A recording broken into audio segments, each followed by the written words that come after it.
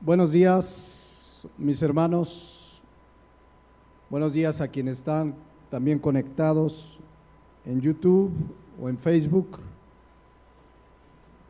Pues vamos a continuar en esta mañana con la serie del pecado. El pecado es el verdadero cáncer de la humanidad. Cualquier circunstancia que está viviendo el ser humano en estos últimos tiempos y siempre pues es consecuencia del pecado. Y en esta serie hemos estado viendo lo grave que es el pecado, que el cristiano no debe minimizarlo, ni matizarlo, ni hacerlo menos. El pecado es grave, sigue siendo grave. Y en esta mañana vamos a ver, y ya vieron el título de la prédica de hoy, lo que todo verdadero cristiano debe estar, y el título es determinado a no pecar, o podríamos ponerle también decididos firmemente a no pecar, porque esa debe ser el sentir de cada creyente. El título en realidad está inspirado en un versículo que veremos más adelante de la vida de Daniel, que también tomó una firme decisión, una determinación firme para no pecar.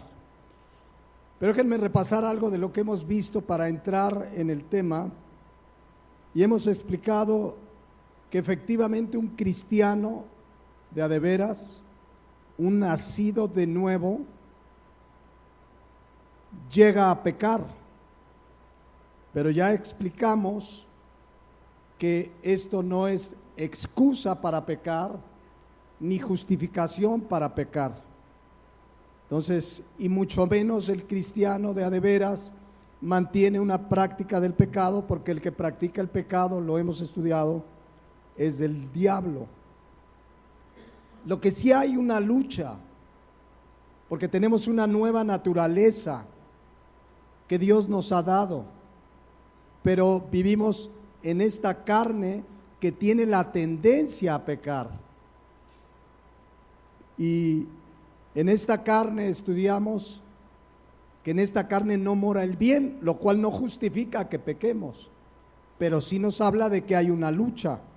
Pablo decía en Romanos 7:17, de manera que ya no soy yo quien hace aquello, sino el pecado que mora en mí, y yo sé que en mí, esto es en mi carne, no mora el bien, porque el querer el bien está en mí, en mi nueva naturaleza, pero no el hacerlo. Pero justamente ahora, con esa nueva naturaleza que Dios nos ha dado, tenemos todo para vivir la vida en santidad que Dios nos demanda, para vencer al pecado. Pablo nos instruyó a los efesios, pero nos instruye a nosotros en Efesios 4:22. Fíjense lo siguiente: en cuanto a la pasada manera de vivir, es decir, cuando no éramos cristianos, cuando sí pecábamos deliberadamente, despójense del viejo hombre. Esto es un mandato, no es opcional. A ver, hermanos, el que quiera, despójese de la vana manera de vivir, de la pasada manera de vivir. No, aquí dice despojaos del viejo hombre. Y ese viejo hombre dice que está viciado. Cuando uno tuvo el vicio del cigarro, por ejemplo, el cuerpo lo demanda, y así nuestra carne está viciada conforme a los deseos engañosos. Pero dice Pablo, renovaos en el espíritu de vuestra mente. Por cierto, la palabra de Dios es la que nos renueva. Entre más leemos, más meditamos, renovamos el espíritu de nuestra mente. Dice, y vestíos del nuevo hombre, creados según Dios en la justicia y santidad de la verdad. Es decir, ahora como cristianos podemos despojarnos del viejo hombre, dejar atrás la pasada manera de vivir. Por eso se nos dio una nueva naturaleza. Una nueva naturaleza, dice aquí al final, creado según Dios en la justicia y santidad de la verdad. Déjenme, se los leo en la versión Dios habla hoy. Dice, eso, deben ustedes renunciar a su antigua manera de vivir y despojarse de lo que antes eran, ya que todo eso se ha corrompido a causa de los deseos engañosos. Deben renovarse espiritualmente en su manera de juzgar y revestirse de la nueva naturaleza creada a imagen de Dios y que se distingue. ¿Por qué se distingue? Por una vida recta y pura basada en la verdad. ¿Qué distingue al creyente de a de veras? Una vida recta y pura.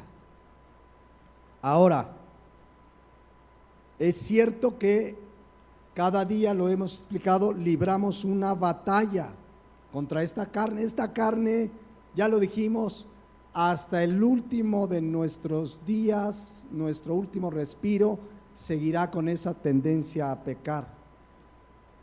Y esa es la lucha del cristiano. Pero en Cristo tenemos todo para vencer el pecado. Romanos 6:14 dice con toda claridad que el pecado que no se enseñoreará, ya no te domina, ya no me domina. Sin Cristo el pecado domina a la gente. Con fuerza de voluntad dejará una que otra cosa, pero ahí está el pecado y caen y caen y caen. Pero en el cristiano el pecado ya no se enseñorea de nosotros.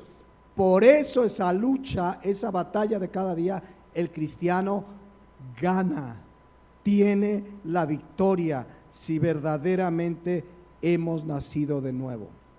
Déjenme decirlo de esta manera: la vida del cristiano, la lucha contra la carne, contra el pecado, es una vida donde generalmente ganamos la batalla. Eventualmente perdemos una que otra batalla, pero no es la generalidad.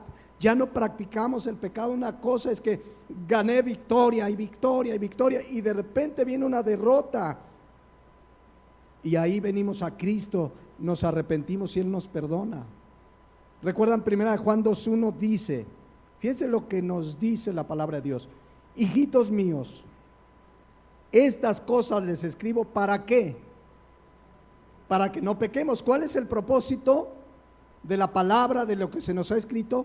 Que no pequemos. Y luego dice, y si alguno se mantiene pecando y pecando y pecando, así dice, no, si alguno hubiere pecado. Esta expresión habla no de la generalidad, sino de la excepción. ¿Sí me explico? El verdadero cristiano lucha y batalla todos los días contra la carne, pero va de victoria en victoria. Pero de repente, si alguno hubiere pecado, o sea, en una de esas pecamos, tenemos un abogado para con el Padre, a Jesucristo el justo. Entonces, el objetivo de la palabra de Dios al darnos nuestra nueva naturaleza es que no pequemos, pero de repente, eventualmente, llegamos a pecar. Es decir, la expresión si alguno hubiere habla de excepción, no de la regla. El cristiano sí peca, pero no se mantiene pecando. Generalmente tiene victoria y victoria y victoria, pero cuando viene una derrota y somos vencidos, es cuando venimos y pedimos perdón. Pero el verdadero cristiano lo caracteriza una vida de victoria sobre el pecado. Dice 1 Juan 5:4, porque todo lo que es nacido de Dios, ¿qué dice? Vence al mundo. Todo el que es nacido de Dios vence al mundo, y esta es la victoria que ha vencido al mundo, nuestra fe. Esa es la batalla del cristiano, en la que vamos de victoria en victoria, vencemos. Eventualmente, si alguno hubiere pecado, la excepción en el cristiano. Y cuando hubiéremos pecado, dice 1 Juan 1:9, si confesamos nuestros pecados, Él es fiel y justo para perdonar nuestros pecados y limpiarnos ¿de qué? De toda maldad. Entonces, vivir cada día la lucha contra la carne y el pecado no significa mantenernos pecando, significa que batallamos, que luchamos. Es decir, hay gente que dice, hermano, yo llevo 20 años batallando con la mentira, son luchas. No, si te la vives mintiendo, eso no es una lucha. Una lucha es donde está la lucha y ganas y eventualmente pierdes. Pero si siempre vence el pecado, esa no es una lucha. Esa persona no ha nacido de nuevo porque ya practica un pecado.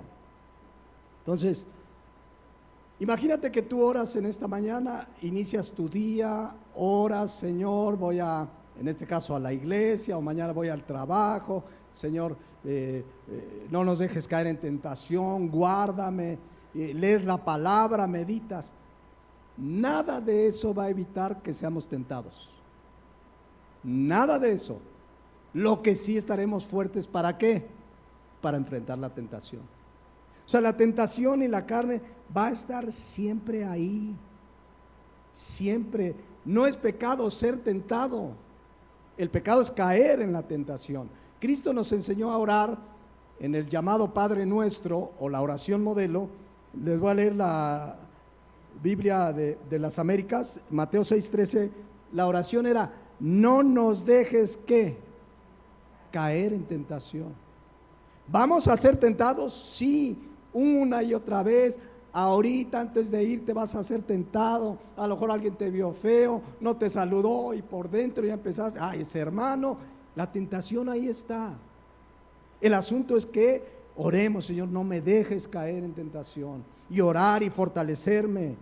Entonces las tentaciones están a la orden del día porque nuestra carne tiene esa tendencia a pecar. Entonces, ser tentado no es pecar. No hay cristiano que no sea tentado. Cristo fue tentado en todo, pero sin pecado. Entonces, la tentación no la podemos evitar. No hay manera de evitarla. Ay, hermano, ¿cómo habrá? Te encierres en tu cuarto a oscuras, solito, encerrado, tu mente te va a traer tentación. No hay manera, no hay manera. Por eso necesitamos alimentar nuestro espíritu, la palabra, la oración, velar y orar, porque la carne es débil, el espíritu está presto, pero la carne es débil.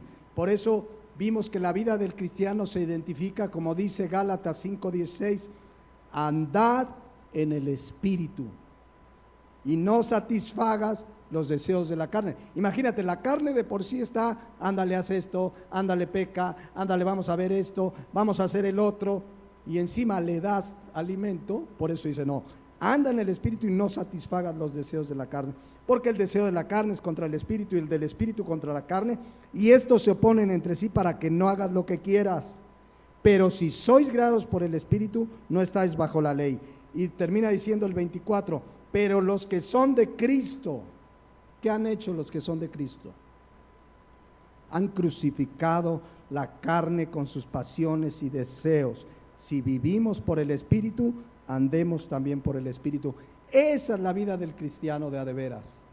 No anda en la carne, anda en el Espíritu. Eventualmente perdemos alguna batalla, nos duele, nos arrepentimos, ahorita lo voy a explicar, pero la generalidad de la vida del cristiano es que anda en el Espíritu. Porque lo dicen, es que ese cristiano mundano miente, tranza, evade impuestos. Es un cristiano que anda en la carne. No hay cristianos que anden en la carne. El cristiano anda en el Espíritu, aunque eventualmente podemos caer en algún pecado, pero viene el arrepentimiento, el dolor, nos apartamos porque andamos en el Espíritu. Por eso leíamos Romanos 8:1. Ahora pues ninguna condenación hay para ¿quién? Para los que están en Cristo Jesús. ¿Qué caracteriza a los que están en Cristo Jesús? Que no andan conforme a ¿qué? A la carne, sino conforme al Espíritu. Y aunque tenemos esta tendencia a pecar y esta carne que está la carne está todo el día, peca, dame más, dame, como sanguijuela. Pero dice el versículo 2, porque la ley del Espíritu de vida en Cristo Jesús me ha ¿qué? Librado. Ya lo hizo. Me ha librado de la ley del pecado y de la muerte. Es decir, ahora en Cristo viene la tentación y tenemos todo para vencer. Tenemos la capacidad dada por Dios para vencer el pecado, una nueva naturaleza, la ley del Espíritu de vida, velar y orar. Por eso el verdadero cristiano, de acuerdo a la Biblia, debe estar determinado, decidido firmemente a no pecar. Eso es lo natural en el verdadero creyente, estar determinado a no pecar. En primera, porque dice Romanos 7:15, Pablo decía, no lo voy a volver a estudiar este versículo, pero decía, porque lo que hago no lo entiendo, pues no hago lo que quiero, sino lo que ¿qué? Aborrezco. Y les decía que aborrecer es odiar, detestar, repudiar. Si odio el pecado, ¿por qué lo voy a querer cometer? Y eso me lleva ¿a cuántos les gusta la pancita? A ver, ¿a quién no? ¿A quién no? A Eliana no.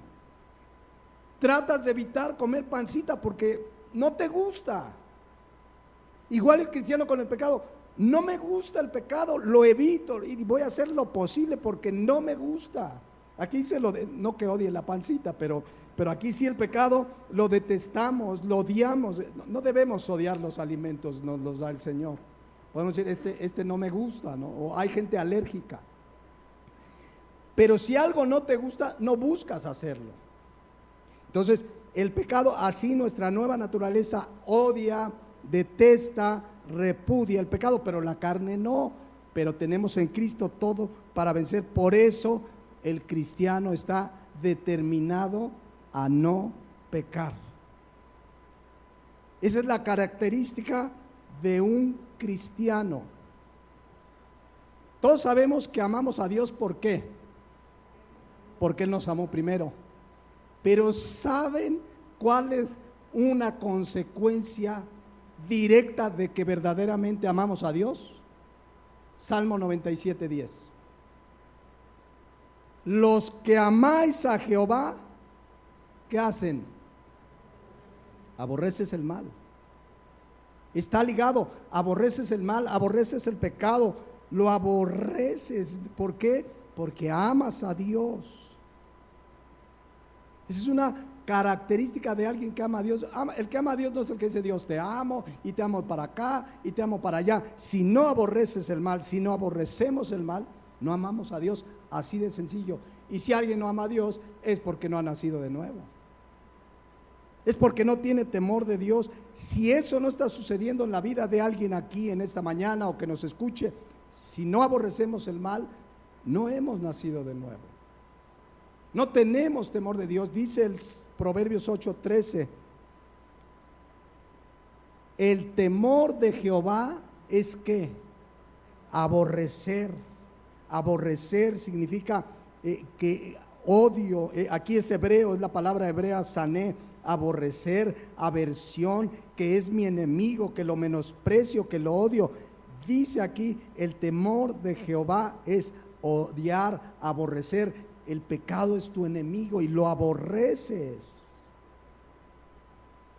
Y lo aborrecemos porque ahora Dios ha puesto su simiente en nosotros, en nuestra nueva naturaleza. 1 Juan 3:9 dice, todo aquel que es nacido de Dios no practica el pecado, porque la simiente de Dios, la palabra simiente habla de la semilla espiritual que Dios pone en nuestra nueva naturaleza. De hecho, esa palabra en el español se traduce como esperma. Espiritualmente Él puso una nueva naturaleza en nosotros, su simiente que permanece en nosotros y no podemos pecar porque es nacido de Dios. Por eso el cristiano de a de veras aborrece el pecado. No hay cristianos carnales, no existe ese concepto. Pero Pablo dijo en Corintios, ya estudiamos Corintios esa parte, cuando Pablo dice, y si tienen celos y contiendas, no sois carnales, pero ya lo estudiamos, no tiene nada que ver con esto. Entonces, Salmo 97:10, si tú amas genuinamente a Dios de todo tu corazón, aborrecerás el mal, el pecado, el que sea, por pequeño que parezca. Hay una aversión, es mi enemigo, no quiero hacerlo. Así como a alguien no le gusta la pancita, no quiero ni verla ni en pintura. Así el cristiano no quiere ni ver ni en pintura el pecado, pero la carne ahí está, por eso la lucha. Pero por eso ahora estamos decididos firmemente a no pecar. Si alguien que se dice cristiano se mantiene en pecado, en la mentira, en la avaricia, fornicación, lo que quieran, no ha nacido de nuevo. Porque el cristiano está decidido a no pecar. Eventualmente, si alguno hubiere pecado. Muchos quieren justificar con esos versículos una vida de pecado. No, esos versículos no justifican una vida de pecado. Lo único que nos enseñan es que todavía estamos en esta carne y si nos descuidamos en la lucha podemos perder una batalla. Pero todo el que es nacido de Dios vence al mundo. Miren, un día le escribió Pablo a los corintios, a la iglesia de Corinto. ¿Qué hay en una iglesia cristiana? ¿Qué hay? Cristianos, ¿no? Ahora, ¿todos los de todas las iglesias son cristianos todos?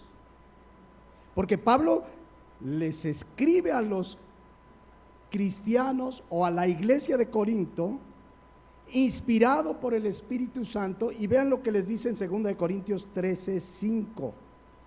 Me voy a la primera parte nada más, dice: examínense a ustedes mismos si están en la fe.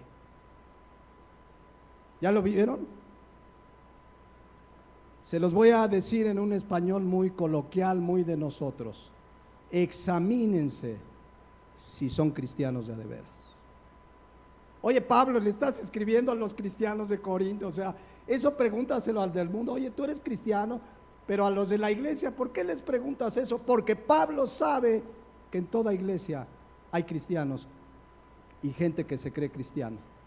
Por eso les dice: examínense a vosotros mismos si estáis en la fe.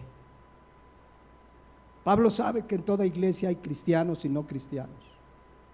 Y hoy la pregunta es la misma, Dios nos pregunta esta mañana y nos dice: examínate si verdaderamente eres cristiano. Miren cómo dice la Nueva Traducción Viviente: examínense para saber si su fe es genuina. Pruébense a sí mismos, sin duda saben que Jesucristo está entre ustedes. De no ser así, ustedes han reprobado el examen de la fe genuina. Y ese es el llamado: examinémonos. Yo les he contado un día que fui con un querido pastor a un congreso de pastores cristianos, y al final de su sermón llamó al arrepentimiento y a la fe en Cristo a los que estaban ahí. No recuerdo el pasaje, pero decía: si no has nacido de nuevo, ponte de pie, arrepiéntete. Yo dije: son pastores, se equivocó, ¿no? Más de la mitad del auditorio se puso de pie. Entonces es fuerte lo que está diciendo Pablo: examínate. Pablo había dicho: son cristianos, ¿para qué les digo que se examinen? Son cristianos, yo les compartí. ¿Y Pablo qué les compartió? Sana enseñanza, palabra de Dios. Pero Pablo les dice: examínense si su fe es genuina. Y es el llamado esta mañana. Necesitamos examinarnos. Y una manera de examinarnos es: ¿aborrezco el pecado? ¿De veras aborrezco el pecado? Me duele ofender a Dios, vivo una vida de victoria y eventualmente cuando caigo me duele, me arrepiento y vengo a Cristo. Una manera de examinarnos es cuando se nos exhorta contra el pecado, ¿cómo reaccionamos? Saben que a lo largo de la Biblia, profetas en el Antiguo Testamento, pastores en el Nuevo Testamento, tenemos una labor fundamental llamar a la iglesia a dejar el pecado. Constantemente, oye, pero estamos en la iglesia, constantemente tiene que estar, arrepiéntanse. ¿Cómo está tu vida? Examínate. Miren lo que dice Jeremías 44:4. Dice Dios: y envía a vosotros todos mis siervos los profetas, desde temprano y sin cesar, para decirles que no hagan esta cosa abominable que yo aborrezco. En este caso estaban ofreciendo incienso a ídolos paganos, pero cualquier pecado, el llamado a los profetas, ustedes lean el Antiguo Testamento, Dios levantaba profetas para lo mismo. Arrepiéntanse, no hagan eso que es pecado. Eso debe hacer hacía un verdadero profeta en el Antiguo Testamento, desde temprano y sin. Yo les voy a hablar a las 5 de la mañana, desde tempranito. No, desde temprano y sin cesar, para decirles: no hagan esta cosa abominable que yo aborrezco. Y así debe estar un pastor. Y no hagamos, hermanos, el pecado, la mentira, hermanos, esto, la avaricia, la fornicación, no lo hagamos. Dios lo aborrece. Exhortar a que dejen el pecado. ¿Qué sucedió con estos? Jeremías 44:5 nos dice la triste realidad. Pero no oyeron, ni inclinaron su oído para convertirse de su maldad. Eso sucede muchas veces en las iglesias. Hermanos, el pecado, hermanos, arrepiéntense. Y muchos, no, el pastor exagerado, desde temprano y sin cesar con lo mismo. Pues eso dice Jeremías 44:4, lo vuelvo a leer: y envié a vosotros a todos mis siervos los profetas, desde temprano y sin cesar, para decirles: no hagan esta cosa abominable que yo aborrezco. Esa era una de las funciones primordiales de un profeta en el Antiguo Testamento.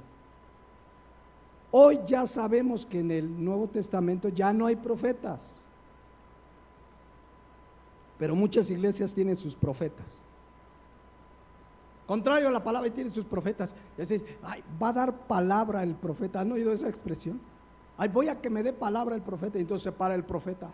Hermanos, Dios me dice: viene algo glorioso, viene bendición a tu vida, viene lo mejor, tu economía. Eso hacen los supuestos profetas de hoy en día, en lugar de llamar al arrepentimiento. Un verdadero siervo de Dios, un pastor, debe llamar a la iglesia a la santidad. Pero ahí están los falsos profetas: siembra y a ver tu cartera, Dios te la va a multiplicar. A ver, ya veo tu cartera reventar. ¿Sí o no? Y la gente, amén. Pero cuando llega un siervo de Dios, hermanos, arrepiéntanse. Uy, ese pastor, que arrepiéntanse. Una vez fuimos a una reunión de pastores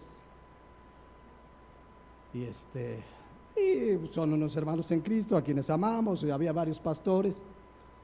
Y yo no sabía, pero a quien habían invitado era profeta, salió profeta. Y que se nos acerca Gaby a mí: si te van a dar palabra. Yo dije: va a abrir su Biblia ahorita. No, que me dice, de las cosas que me dijo, una de las cosas que me dijo, ¿saben qué me dijo? Hace como 10 años. Yo sé que tú has orado por un terreno para tu iglesia. La mayoría de ahí sabían que siempre ha sido nuestro anhelo tener un lugar propio, si Dios lo permite, y si no, es su voluntad. Y que has orado, pero en los próximos días una viuda va a llegar a tu iglesia y te va a dar todo para ese terreno y para construir. No ha llegado la viuda. A lo mejor no se muere el marido todavía, ¿eh? Está esperando a que muera pero eso es lo que hacen cuando el verdadero profeta en el Antiguo Testamento y el siervo de Dios, el pastor en el Nuevo Testamento, debe llamar al arrepentimiento.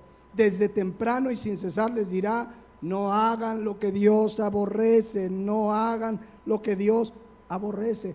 Para eso está un pastor en una iglesia, no para motivar a la gente. El pastor no está para entretener a la gente. Porque luego dice: sí, pastor, que necesitamos motivación. Miren, la palabra de Dios es suficiente para motivarnos a vivir la santidad. Lo que sí debe hacer todo creyente es que cuando predica el pastor, a ver, juzgar, a ver, esto es de la palabra de Dios, a ver, esto se me hace que el pastor se inventó ese versículo, chéquenle. Pero si sí es la palabra de Dios, eso debe motivarnos a vivir en santidad. No necesitamos entretenimiento. La palabra es suficiente. Jóvenes necesitan la palabra. Dice el Salmo 119:9, ¿con qué limpiará el joven su camino? Con guardar tu palabra.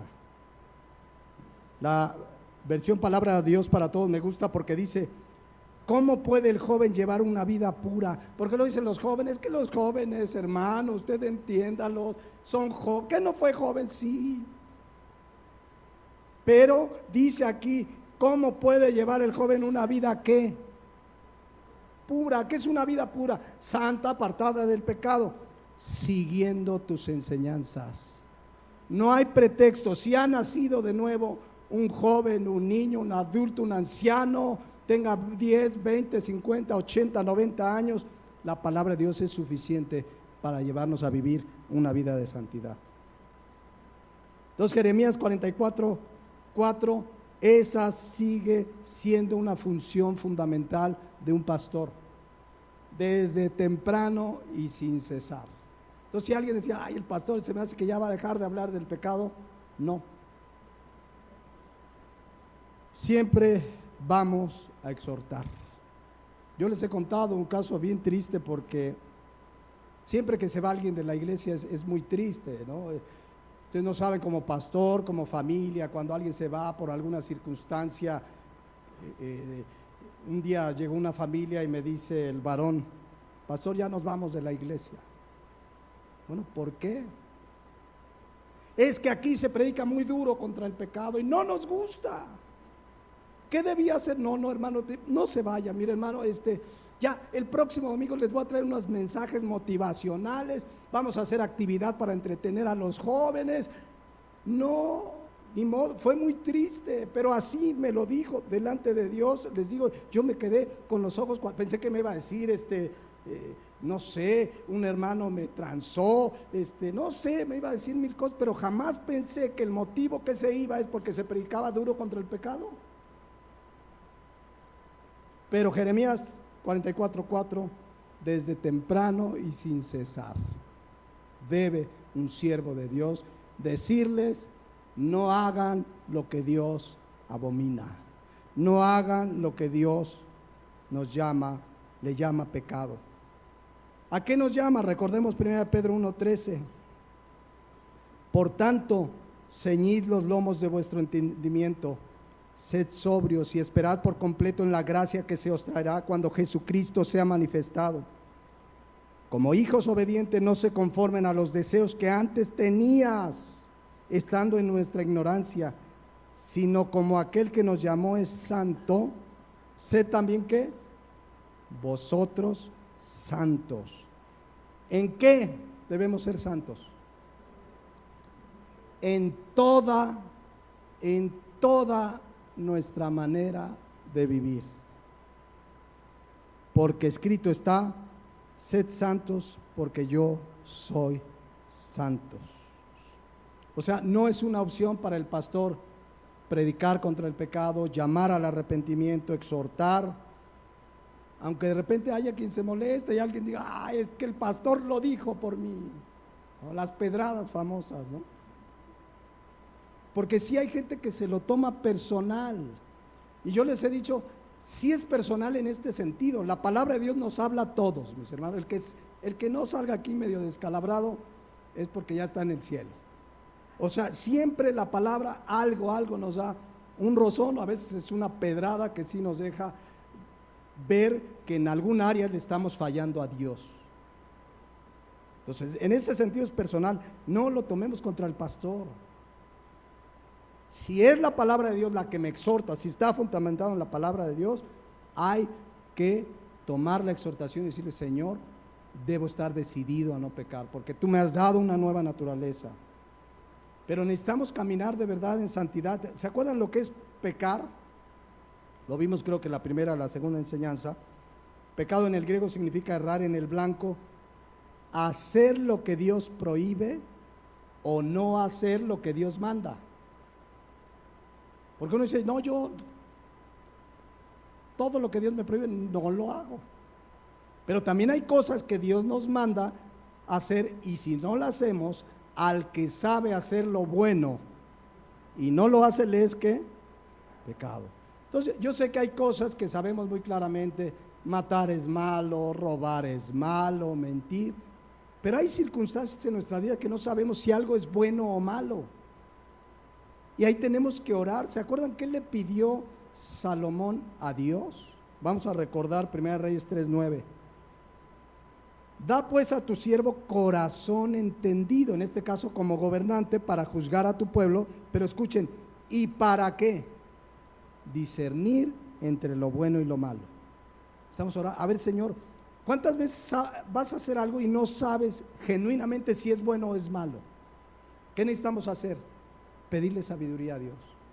Señor, dame sabiduría para discernir entre lo bueno y lo malo, porque no queremos fallarle, porque queremos agradarlo. Dice aquí, porque ¿quién podrá gobernar este pueblo tan grande? Versículo 10, y agradó delante del Señor que Salomón pidiese esto. Cuando tengas la duda si hacer algo va a ser bueno o malo, ¿saben qué debemos hacer? No hacerlo hasta orar y saber si es bueno o malo. Porque muchos, ay, pues yo como el Borras, me arriesgo a ver qué pasa, no sé si es bueno o malo, pero es que no somos el Borras.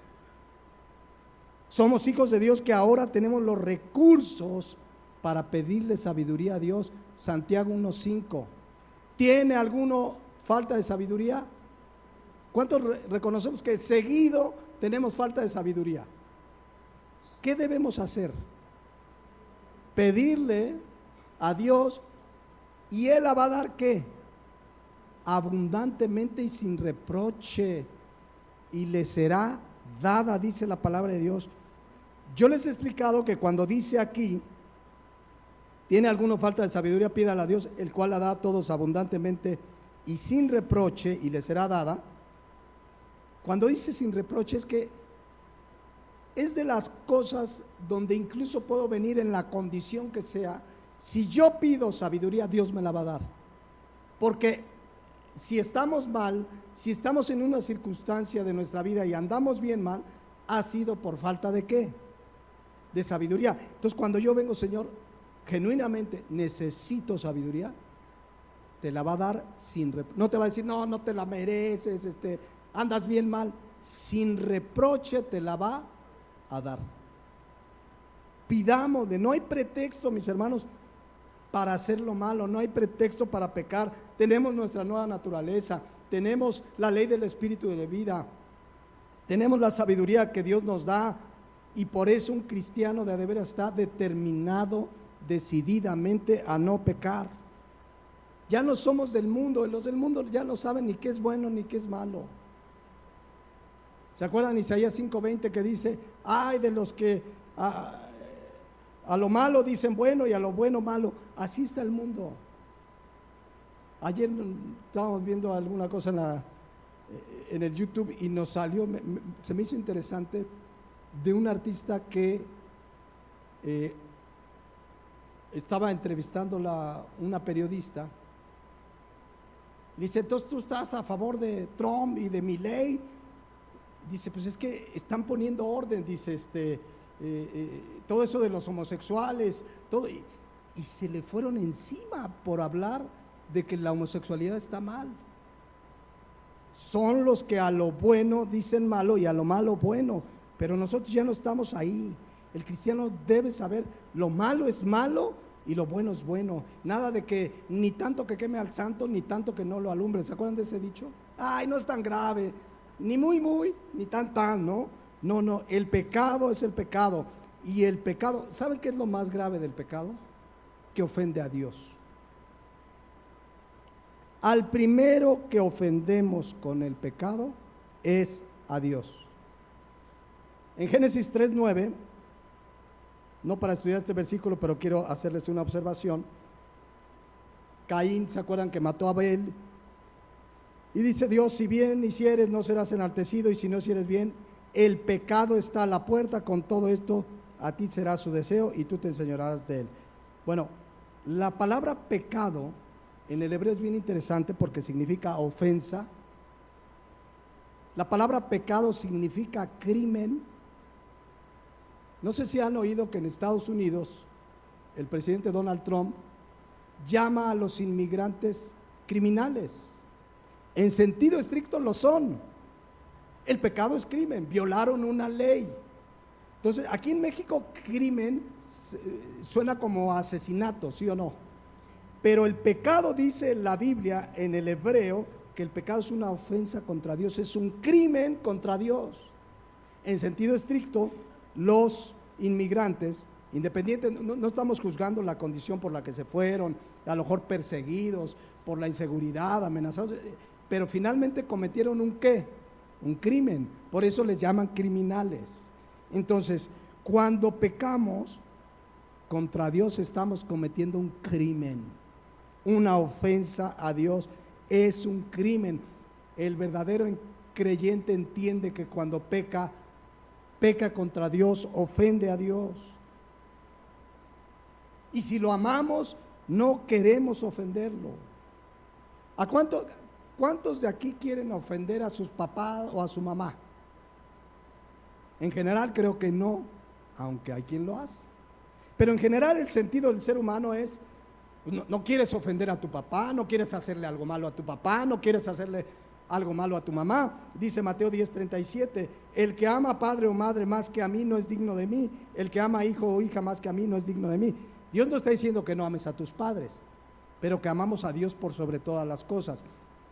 Y si a nuestros padres que los amamos no queremos hacerle ningún mal, mucho menos a Dios. ¿Me explico? ¿Por qué de citar este versículo? El cristiano entiende que ofende a Dios cuando peca. A ver, jóvenes, cuando desobedeces a tu papá, ¿a quién ofendes primeramente? ¿A quién? A Dios, por supuesto a tu papá, pero primeramente a Dios. Esposos, cuando tratamos mal a la esposa, o esposa, cuando tratas mal al esposo, ¿a quién ofendemos? A Dios. Cuando das una mordida de tránsito porque te pasaste el alto y dices, ay, no voy a ir a pagar la multa, ¿cómo? ¿A quién estás ofendiendo con esa conducta corrupta? A Dios. Yo les he puesto el ejemplo que hace tiempo que no lo saco, pero pues hay que sacarlo a colación porque luego no nos damos cuenta que podemos pecar de muchas maneras. Si yo vivo en Morelos, trabajo en Morelos, tengo una casa en Morelos y tengo un auto en Morelos, las placas de mi auto, ¿de dónde deben ser? De Morelos, porque aquí pago impuestos, porque aquí vivo. Pero hay muchos, es que ahora hay muchos gestores. ¿Han oído los gestores? Tú les das 500 pesos, ¿de dónde quieres? De Guerrero, para que no verifiques. Hay mucha gente en la Ciudad de México que emplaca aquí para no pagar tenencia. Son tranzas, están transando. Entonces, lo que yo haga mal a quien sea, el pecado que sea, ¿a quien ofende primeramente? A Dios. ¿Se acuerdan cuando José, llegó la esposa de Potifar y le echó los canes a José y vente mi Josecito y todo? ¿Qué hizo José? Génesis 39:9. Le dice, a ver, mira, no hay otro mayor que yo en esta casa y ninguna cosa me ha reservado sino a ti, por cuanto eres su mujer. Pero vean la conciencia que tenía José de a quién iba a ofender primero. ¿Cómo pues haría yo, cómo le llama? Este grande mal y pecaría contra Dios. Esa era su preocupación primaria. Obviamente que darle mal a Potifar, imagínense meterse con la esposa de Potifar, pero él dice, ¿cómo pues haría yo este grande mal y pecaría contra Dios? Cuando cometemos un pecado, es un grande mal y pecamos contra Dios. David, nos contó el hermano Arturo hace 8 días, ¿no? Todo el asunto de adulterio y asesinato intelectual. Porque si bien David no mató a a Urías directamente, pues con sus instrucciones como rey, a ver, me lo mandan a la guerra, ya cuando estén ahí se esconden y hay que se lo echen. Pero ¿contra quién pecó primeramente? Él lo supo. Salmo 51:4 le dice a Dios: contra ti solo he pecado y he hecho lo malo delante de tus ojos. ¿Contra quién pecamos primeramente? Cuando ofendemos a alguien, cuando insultamos a alguien, cuando robamos, cuando mentimos. ¿Contra quién? El hijo pródigo se le dice: papá, ya me voy, dame mi herencia y me voy de aquí de la casa. Cuando regresó arrepentido le dijo, fíjense, Lucas 15:21, y le dijo: Padre, he pecado, y fíjense contra quién pecó primero, he pecado contra el cielo, es decir, contra Dios y contra ti. ¿Se dan cuenta cómo tiene conciencia clara? He pecado contra el cielo, claro, también pequé contra ti. Esto no quiere decir que nos desentendamos si ofendemos a alguien, pero al primero que ofendemos es a Dios. Por eso dice el Salmo 97:10: los que aman a Jehová aborrezcan el mal, porque el mal, el pecado, es una ofensa, es un crimen contra Dios. ¿Qué hizo Daniel? Porque ahí lo vamos a dejar como para entrar en 8 días. ¿Qué hizo Daniel cuando cautivo, preso, es llevado a Babilonia? Babilonia era, déjenme decirle, como Las Vegas. Inmoralidad, brujería, hechicería. O sea, ustedes saben que Las Vegas es la capital del pecado mundial. Hasta hay un dicho: lo que pasa en Las Vegas se queda en Las Vegas. ¿Han oído eso? Bueno, ahí fue llevado Daniel, a Las Vegas babilónicas. Y no lo puso como pretexto para pecar, porque un día me dijo un hermano: hermano, sabe, en el trabajo la secretaria me echa los canes y va el de minifalda, la vecinita de administración es hechicera, pastor, que me voy a salir de trabajar porque está muy peligroso para mí. Estás ahí para hacer luz. ¿Qué hizo Daniel cuando llegó a Babilonia? Señor, sácame de Babilonia porque puro brujo, puro hechicero, puro... No, vean lo que hizo Daniel 1:8. Y Daniel, ¿qué dice ahí? Propuso en su corazón no contaminarse con la porción de la comida del rey ni con el vino que él bebía. Pidió por tanto al jefe de los eunucos que no se le obligase a contaminarse. La clave es: propuso en su corazón. ¿Saben qué significa la palabra propuso? Y de ahí vino el título de esta prédica. La palabra proponerse o propuso es la palabra hebrea sim, que significa determinar, decidir terminantemente, elegir algo firmemente. Daniel llegó y dijo: yo no me voy a contaminar aquí. En un lugar lleno de pecado, inmoralidad, brujería, hechicería, maldad, él determinó firmemente no pecar. De ahí el título de la prédica de hoy. No voy a pecar, porque sabemos que Daniel amaba a Dios. Ahora, quiero dejar en claro algo. El no pecar nunca va a ser producto de la simple fuerza de voluntad.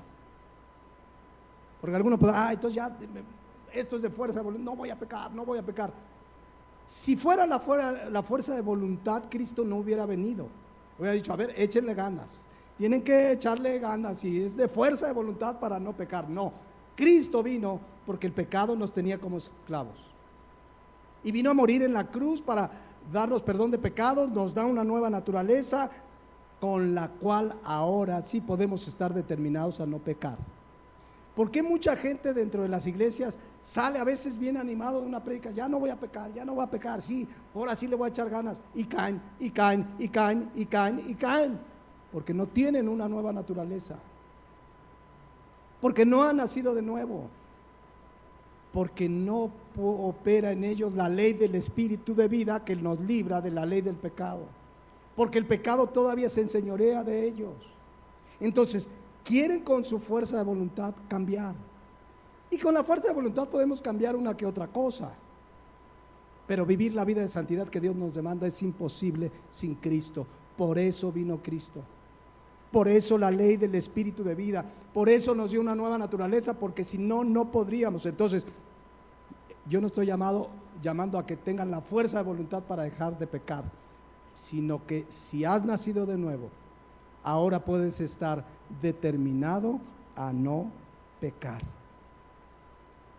Por eso termino, y por hoy voy a terminar con 2 Corintios 13:5. Aquí le vamos a dejar y vamos a continuar en 8 días, repasamos. El llamado es: examinaos a nosotros mismos si estamos en la fe. Examina tu corazón y mi corazón. Ahora, vean que el llamado es personal, porque ya estoy examinando a mi hermanito, este hermanito, yo pienso que no. Examínate a ti mismo. Los únicos que nos podemos examinar a nosotros mismos somos nosotros. Yo no soy quien va a decir, a ese hermanito me lo voy a examinar, ese no es. Puedo tener evidencia por su conducta, pero a mí me manda a examinarme ¿qué? A mí mismo, si estoy en la fe. Entonces yo les invito a que cerremos nuestros ojos un momento y meditemos. Así como Pablo le pregunta a la iglesia de Corinto, o les exhorta: examínate si estás en la fe. El llamado puede ser para ti esta mañana, para ti que estás en internet o aquí. Examínate si estás en la fe, si verdaderamente has nacido de nuevo. Aquí no dice examínate si sirves en la iglesia, si eres pastor de la alabanza, sirves, tienes 20 años, donaste las sillas, diezmaste mucho, ofrendaste mucho. Examínate si estás en la fe. Es muy claro el llamado. ¿Cómo empezar a examinar mi corazón? Obviamente el Espíritu Santo es el que escudriña, pero con lo que vimos hoy, ¿aborreces el pecado? ¿Realmente te duele cuando ofendes a Dios? ¿Tienes victorias constantes sobre el pecado, o el pecado te vence y te vence y te vence y te vence? Examinémonos si estamos en la fe. Ir a una iglesia cristiana no hace a nadie cristiano. Repetir una oración no hace a nadie cristiano. El que no naciere de nuevo no verá el reino de Dios. ¿Has nacido de nuevo? ¿Amas a Dios? Entonces, por consecuencia, aborreces el pecado. A veces nos pasa a los papás que queremos justificar a nuestros hijos. Oremos por su salvación. Si se mantienen en pecado, rebeldes, no digamos, son jóvenes. Oremos por su salvación, confrontémoslos, porque un día estaremos a la presencia de Dios y ahí ya no va a haber oportunidad. Así es que si el Espíritu Santo está hablando a tu vida, entrégale de una buena vez tu vida a Jesucristo. Entrégale de una buena vez tu vida a Jesucristo. Arrepiéntete de tus pecados. Cree en Jesucristo y serás salvo. Y Él te va a dar una nueva naturaleza. Vas a nacer de nuevo. Vas a salir de aquí determinado a no pecar, porque eso hace la nueva naturaleza en el cristiano. Ahora, si tú estás seguro que has nacido de nuevo, pero estás batallando y tienes luchas con el pecado y de pronto te ha vencido uno que otro, pídele perdón a Dios, pidámosle perdón a Dios. Recuerden, el que confiesa su pecado y se aparta, alcanza misericordia. Pongámonos de pie y oremos a Dios. Bendito Padre, gracias porque por tu amor y misericordia enviaste a Jesucristo a morir en esa cruz del Calvario. Nadie en este mundo puede ser salvo sin la obra de Jesucristo. Nadie, ningún esfuerzo humano, ninguna buena obra, ninguna fuerza de voluntad. Necesitamos tu gracia y tu perdón. Gracias porque tu palabra dice que nos rescataste de una vana manera de vivir. Yo quiero pedirte en esta mañana que sea tu Santo Espíritu el que nos deje muy en claro a cada uno. Si hemos nacido de nuevo, pues salgamos firmes y decididos a no pecar y cuando eventualmente caigamos, que tengamos un arrepentimiento genuino y nos apartemos. Pero si hay alguien que hoy vive en pecado, se mantiene en pecado, en la mentira, en la fornicación, en cualquier pecado como una práctica, que hoy venga a tus pies arrepentido, poniendo su fe en ti para que nazca de nuevo, porque el que no naciere de nuevo no verá el reino de Dios. Gracias por tu palabra, Señor, que nos exhorta, que nos anima, que nos enseña. Gracias por tu palabra que es poder tuyo para salvación a todo aquel que cree. Y hoy ese poder está vigente para todo aquel que en él cree. Y para los que hemos creído, tu palabra es suficiente para limpiar nuestro camino, para que mantengamos vidas puras, en santidad, agradándote a ti. Gracias te damos en Cristo Jesús. Amén.